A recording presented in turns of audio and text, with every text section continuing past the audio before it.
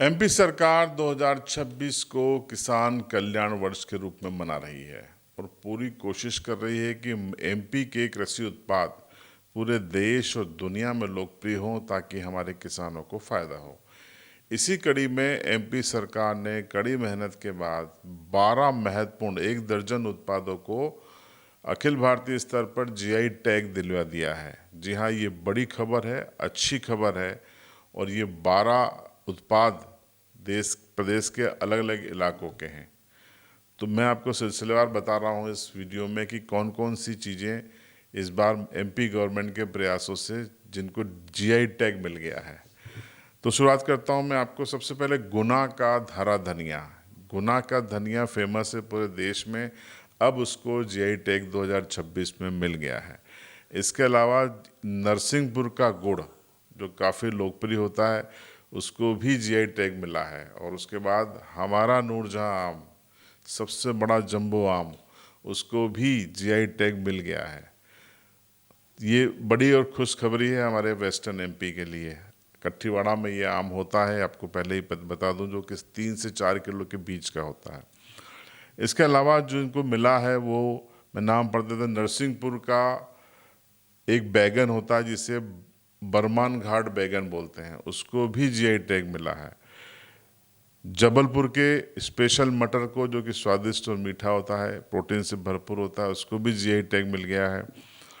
बैतूल का एक गजरिया आम होता है, ये काफ़ी स्वाद में बेजोड़ होता है, इसे भी जीआई टैग मिला है। सिवनी के सीताफल जो गूदेदार होते हैं, काफ़ी बड़े होते हैं, उनको भी जीआई टैग मिल गया है। खरगोन की लाल मिर्च आप हम सभी जानते हैं कि किस तरीके की भड़काव होती है, तड़क भड़क वाली, उसको भी जीआई टैग मिला है। बुरहानपुर का केला वो भी इस श्रेणी में आ गया है, अब पूरे देश और दुनिया में वो लोकप्रिय होगा। मांडू की खुरमानी इमली, जिसको खाने के लिए देश विदेश से लोग मांडू पहुंचते हैं।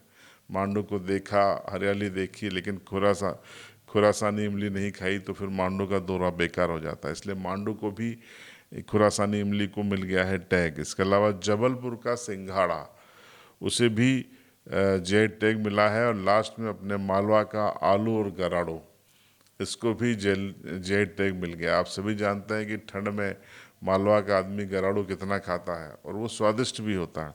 ऐसा गराड़ू देश में कई जगह होता है, लेकिन ये हमारी मिट्टी के कमाल है कि यहाँ स्वाद बेजोड़ होता है।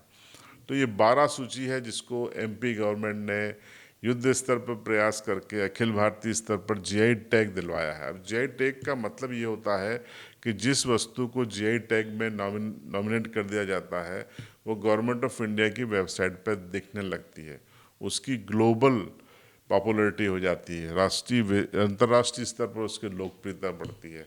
फिर जब पर्यटक या बाहर के लोग इस इलाके में आते हैं तो वो वही देखते हैं, क्योंकि उनके पास इंटरनेट से पूरी जानकारी होती है।